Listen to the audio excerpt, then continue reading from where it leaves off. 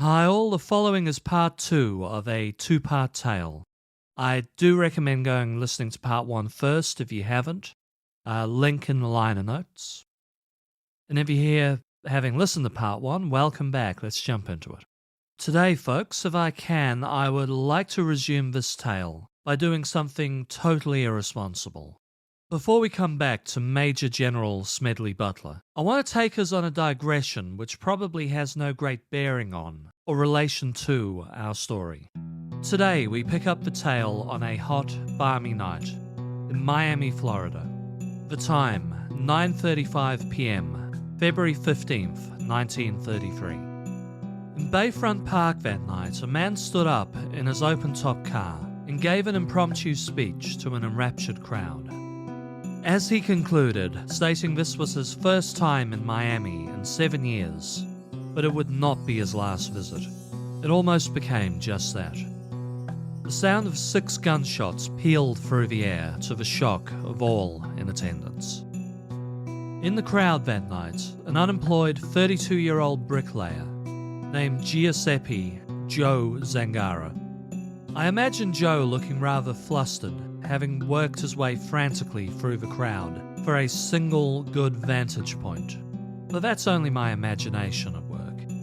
At only 5 feet 1 inches tall, Zangara had to perch atop a bench, steadying himself against a Mrs. Lillian Cross, 5'4" herself, standing in front of him. He leant over Mrs. Cross's right shoulder, aimed his .32 caliber pistol and pulled the trigger, yelling, "Too many people are starving."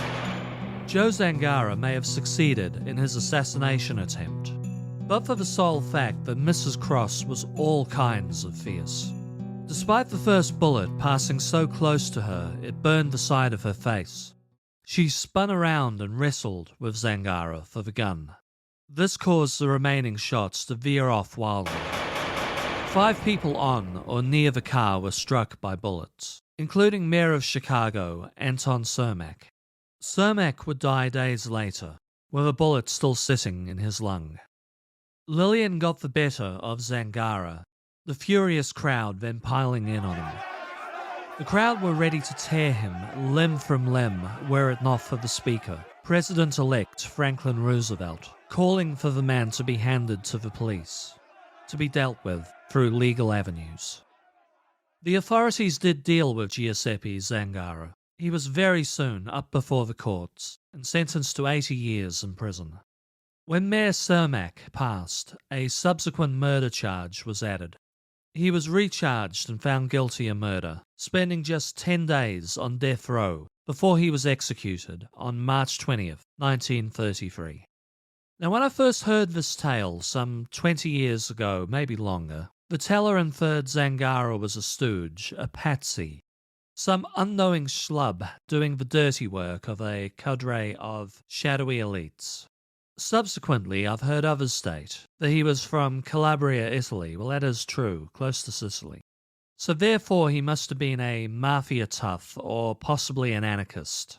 Now, as far as anyone can gather, Zangara was none of those things. He was an angry, frustrated, and extremely unstable guy, sick and tired of struggling by on whatever work he could secure. His meager savings had waned in the Depression, and the guy, like many people, were doing it really hard. One accepted factor contributing to his actions. From the age of 6, he'd been in near constant agony from adhesions on his gallbladder. He lived the majority of his life suffering from crippling stomach pains. Joe Zangara was not a man who valued his own continued existence terribly highly when he tried to kill FDR. Now, we can safely assume Jerry Maguire and none of his backers ever went to Zangara to take care of their gold standard problem. Although I wonder what General Butler would have made of this incident, with just a few months' hindsight. When we last saw Major General Butler, he'd met with Robert S. Clark, former soldier, multi-millionaire banker, and heir to a sewing machine fortune. Clark attempted to bribe the general for his support by offering to pay his mortgage off for him. Clark was willing to spend half his fortune to stop Roosevelt, Butler took this all very badly and he threw Clark out of his house. But not before Clark made a call to his guy, Gerald Maguire, to tell him to go with Plan B. Plan B was to flood the American Legion, a prominent veterans group, with telegraphs demanding the leadership call for a return to the gold standard. And this subsequently did happen. And at this point, Smedley Butler could well have expected the bankers would have moved on and gone look for some other ex-general to do their bidding. To his surprise, Gerald Maguire kept showing up to his public speeches. He showed up in Boston and offered to throw a banquet in Butler's honor. He would pay him $1,000 to attend, and of course make a pro-gold standard speech. Butler declined. In October, he was preparing for a trip to Brooklyn to deliver a speech in support of a former Marine running for political office. This speech was completely unannounced to the public, but Maguire somehow knew all about it. Days prior, he dropped in on Butler asking if he could tag along with him. Butler told him no. Maguire then made an offer to pay Butler $750 every time he just mentioned the gold standard in a positive way. Never spooked the general. How did Maguire even know about this engagement? Did he really have eyes and ears everywhere? It started to dawn on Butler this group may actually be extremely dangerous. For the first time, he really felt like he should report them to someone. But he also knew he didn't have yet enough information about this scheme to do so. If he went to authorities now, he'd come off looking like a lunatic. As 1933 wrapped, big business were increasingly vocal in their hatred for President Roosevelt. Several moguls and a growing number of editorialists in mainstream newspapers began asking a question. Was FDR a secret communist? They increasingly painted a picture of a creeping socialism, their new buzzword, a stripping of Americanism by stealth. Roosevelt wasn't there to save us from ruin. He was in the White House to kill the American dream and capitalism itself. In November, they collectively pearl-clutched as Roosevelt recognized the USSR as a legitimate confederation of states. When he announced no more American soldiers would be sent to South or Central America as muscle men for big business, the moguls and the business papers were livid. And what's more, FDR's recovery was slow and methodical. Now that Mussolini chap, he appeared to be working wonders at lightning speed. Unions? Forget about it. The man even reputedly had the trains running on time. Of course, this was all done with the subtlety of a guy who runs over a child at 70 miles per hour, then doesn't even stop to check on them. Hitler had been in power since January and was increasingly of interest to certain moguls. A wave of fascist organizations were taking over Europe at the time. Portugal in 1933, Austria and Bulgaria in 1934, Yugoslavia in 1935, Greece in 1936, Spain just prior to the Second World War. And this is not mentioning the many nascent movements the fascists supported into power later, from Slovakia to Vichy France, Romania to Norway. This flurry of action made this deplorable worldview seem fresh and exciting to many a Wall Street banker or industrial titan. Many wondered what it would be like having their own authoritarian strongman in the White House. But on the upside, at least, Maguire suddenly disappeared. Butler found he was sent off on an all-expenses-paid mission to Europe, all paid for by the shadowy cabal. He first learned of this when he received a postcard from the Riviera in early 1934. Maguire was in Berlin when he sent a second postcard in June. In July 1934, Fortune magazine, a favourite read of the rich, added further evidence of the mood of the boardroom. They spent an entire issue, in excess of 120 pages, effusively praising Mussolini and Italian fascism. Maguire returned in August, dropping by Butler's on the 22nd. He told the general he was sent to investigate the role of former soldiers in the fascist movement, and specifically their role in the formation of dictatorships. Maguire wasn't crazy for Mussolini or Hitler, but he was quite taken by the Croix de Feu in France. On 6th of February 1934, France's left-wing government came under attack, quite literally, from a confederation of far-right groups. Now, as a much-needed aside, Maguire appears in the telling quite impressed by the Croix de Feu's role in the downfall of that government. But I need to add a little bit of context outside of his telling. The French government were under heavy financial pressure and in the process of enacting austerity measures. Some of this is in relation to American business interests, calling in overseas debt following the stock market crash. The final straw, though, was a series of financial scandals involving corrupt people with ties to politicians. And the final straw was the Stavisky affair. Alexandra Stravinsky was a conman and pawn shop owner who was on the run from the authorities after getting caught selling counterfeit bonds and borrowing large sums of money against a collection of glass trinkets. He claimed the costume jewellery were real emeralds formerly owned by the Empress of Germany. Just prior to February 6th, Stavisky showed up dead from an alleged self-inflicted gunshot wound. Others claim, rightly I believe, the forensic evidence suggested it wasn't self-inflicted at all, unless Stavisky had arms long enough to drag across the floor as he walked. They pointed the finger at the gendarmes who had found the body. Now, as with similar cases, such as Jeffrey Epstein, it was revealed the fraudster had powerful friends. One friend, Prime Minister Camille Chautemps, was even said to have protected him. The anti-Semitic far right were particularly livid that Stavisky was Jewish. The Croix de Feu were a coalition of military veterans led by a Colonel Francois de la Roque. They were anti-Semitic and right-wing and staunchly pro-business, and they looked much like fascists or Nazis. On the other hand, they did support a woman's right to vote, and they were all for the establishment of a minimum wage.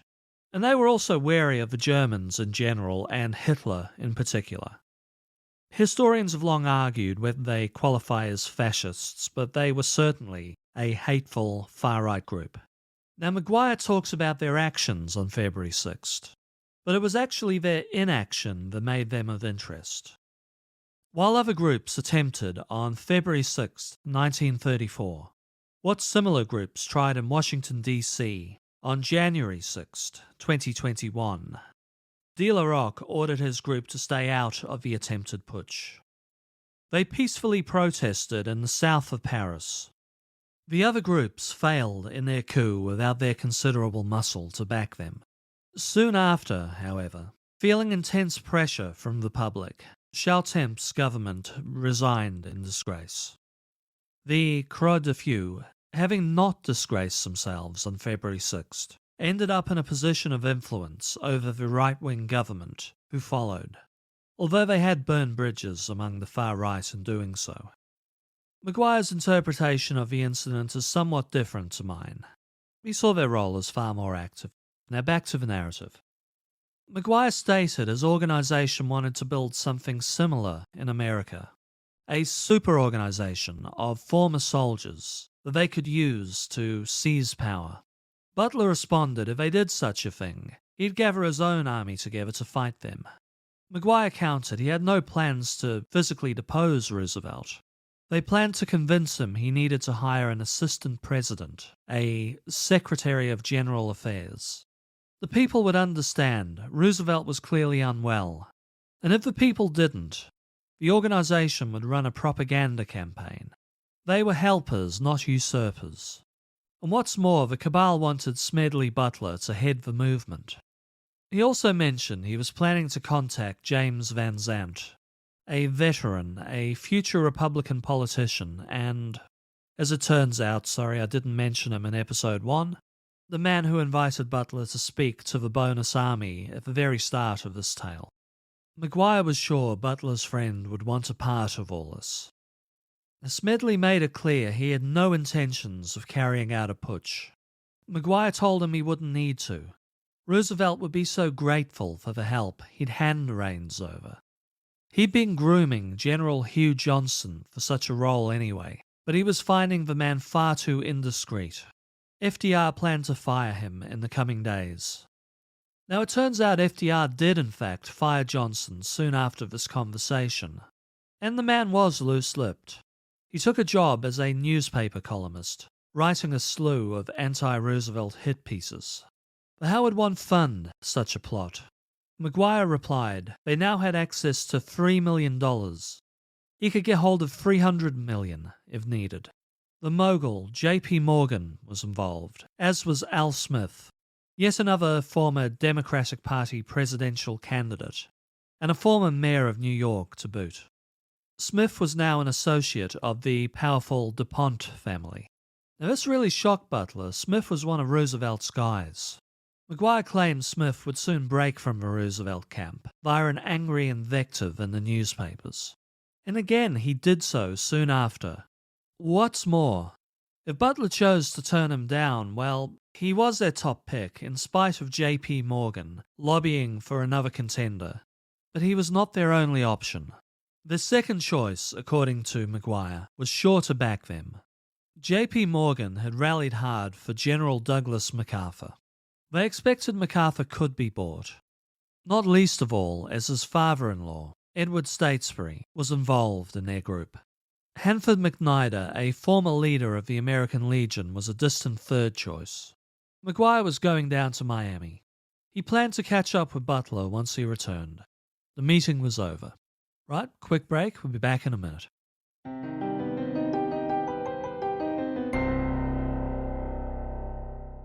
The following month, the American Liberty League, an anti-Roosevelt coalition of captains of business, bankers, and former politicians, launched, with a suspiciously familiar roster of members. Irene DuPont, J.P. Morgan, Al Smith, Maguire's own boss, a man named Colonel Grayson Murphy, and of course the sewing machine heir, Robert Sterling Clark. Its list of patrons included the families behind Pittsburgh Plate Glass, Andrew W. Mellon Associates, Rockefeller Associates, General Motors, and Sun Oil. J. Howard Pugh, who later co-founded the John Birch Society, was yet another name. Al Smith and his buddy, John J. Raskob, a former Democratic Party member and businessman, were directors of the League. They quickly branded Roosevelt's New Deal Jewish communism, stating their opposition. In the South, a Southern Committee to Uphold the Constitution, a suspiciously similarly minded group, but with a focus on KKK ideology, arose at exactly the same time. A lot of things were suddenly happening as predicted. Butler got on the phone to warn James Van Zandt a cabal of fascist businessmen would soon be in touch with him. Van Zandt took heed. Next, he considered traveling to Washington, D.C. to report the plotters. But the more he thought about it, the more convinced he was. The authorities would laugh him out of the building. Now, in part 1, I glossed over the fact that Butler was briefly police chief of Philadelphia. That's quite a story in itself. The Philadelphia police were notoriously corrupt, in bed with gangsters and bootleggers. Butler was brought in to enforce prohibition, which he soon came to view as a stupid law in need of repeal. He cleaned up much of the corruption. He was also, as Foucault's best boomerangs only can be, a guy who brought in a militaristic style to policing, developed in Nicaragua and Haiti, from which a through line can be drawn directly to some of the worst aspects of American policing to this day. I left this out because I wanted you to like this man. We can admit he has a complex legacy, right? Well, anyway. While in Philadelphia, he made several friends in the media. He approached his friend, Tom O'Neill, an editor for the Philadelphia Record. O'Neill was shocked at the plot and only too happy to lend him the talents of investigative reporter Paul Comley French. French started off by going through Butler's own background with a fine-toothed comb. If the general was plotting to blackmail America's moguls, he would ferret it out. They needed conclusive proof Smedley Butler was above board. In the meantime, Butler continued to speak on behalf of the soldiers. The midterm elections came and went. The American Liberty League did their best to hobble Roosevelt's supporters, to little effect. The Democratic Party won by a landslide. Something else was happening in Washington, D.C. A reporter named John L. Spivak, who specialized in uncovering American fascists, anti-Semites, racist Southern sheriffs, and other undesirables, caught wind of a group of fascist businessmen plotting to take over the White House. John McCormick and Samuel Dickstein of the McCormick-Dickstein Committee, subsidiary of the House Un-American Activities Committee, also picked up on this plot. They went straight to Smedley Butler to ask him what he knew. He freely told them everything he knew. On November 20th, 1934, Butler met with the McCormick-Dickstein Committee, giving a full rundown of the wooing of the American Liberty League. At the same time, an article by Paul Comley French ran in the New York Post and Philadelphia Record. Later that day, French too gave evidence. He'd not just done his homework on Butler, but had also met with McGuire himself on September 13th, 1934. He met with him as Butler's personal secretary. McGuire was rather more candid with French, stating they needed a man on a white horse to lead the coup, and that man could only be Butler. They planned to arm a militia of 500,000 former soldiers through their connections at the Remington Arms Company, paying them directly by DuPont. The money for the militia's wages would be doled out from a National City bank account by himself and attorney for J.P. Morgan, John W. Davis. French also mentioned McGuire pursued 2 former leaders of the American Legion who had pledged their support for the putsch. Once successful, they planned to register all persons in the USA in an effort to stop a lot of these communists. They planned to tackle unemployment by rounding up all the unemployed in concentration camps and forcing them into slavery. Later again that day, McGuire was called in and grilled. He denied everything. Now, he was a man on a rather healthy $150 a week, a little over $3,000 a week adjusted for inflation to 2022. But he couldn't explain away over $30,000 he'd spent in recent months. And that figure would only grow. The committee concluded their initial proceedings, finding it likely several of the USA's wealthiest citizens were plotting to instigate a coup. They determined to dig further. The moguls denied this, of course, and with the support of their powerful media connections, publicly branded Smedley Butler a fantasist and a lunatic. His testimony, they claimed, was a publicity stunt.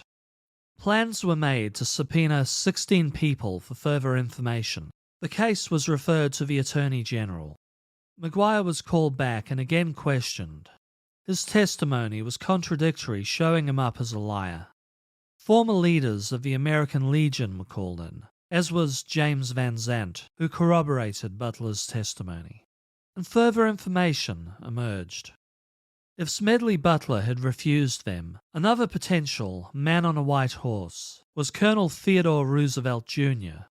Theodore was shocked anyone would think he'd ever usurp his fourth cousin. Robert Sterling Clark was, rather conveniently, over in Paris and happy to refute Butler's accusations when he eventually got home. But then on November 26, the committee released a statement. It saw no reason for calling in a raft of business moguls or generals. They reasoned the testimony against them was largely hearsay. The hearings dragged on till January. All the while, corporate media did all they could to discredit Butler. Eventually, Clark sent his lawyer to speak on his behalf. The lawyer's answers as to why Maguire was given a verified sum of $75,000 by Clark was completely unconvincing. In January 1935, Butler took to the airwaves on WCAW Philadelphia to tell his story to the American people directly. At the end of the month, Dickstein stated the investigation would go further. But then the committee released their findings on February 15th, 1935. They found absolutely, unquestionably, there had been a plot to overthrow the president. And the newspapers buried the story. And then no one chose to take further action. Maguire, Clark, former presidential candidates, business moguls, bankers, old soldiers, they were all let off the hook. Now, even given much of the evidence was hearsay, at the very least they could have prosecuted Maguire for perjury. His denials around the large sums of money were clearly false, but even he walked. Now, if I guess there is any justice in this case, it may be that Maguire would be dead within months, aged just 37, of a sudden case of pneumonia. The American Liberty League continued to fund a number of hostile fascist organizations till they disbanded in 1940. Roosevelt found the mainstream press increasingly hostile to him. He took to the radio as Smedley Butler had. His fireside chats were extremely popular with the American people. Now, for all of the animosity of the super-rich, they enjoyed a period of unprecedented wealth under New Deal politics, all the way right up to the mid-1970s. And yes, they paid levels of tax many would now consider unbelievable. They were earning in excess of $200,000 a year, about $2.4 million today. 94 cents in every dollar over 200,000 went to the taxman. But the great acceleration this tax money fed made for a golden age of capitalism, as the American economy boomed like never before, and the world moved at a pace like never seen before. Every which way imaginable, wealth, technology, life expectancy, living standards, education, also infuriatingly, oil consumption, pollution, deforestation, and the biggie, greenhouse gas production. As for our hero, Smedley Darlington Butler, one-time muscle man for big business, turned peace campaigner, one-time oppressor of other nations in the name of American capitalism, turned America's staunchest defender of democracy. He died of cancer, aged only 58, on July 21st, 1940.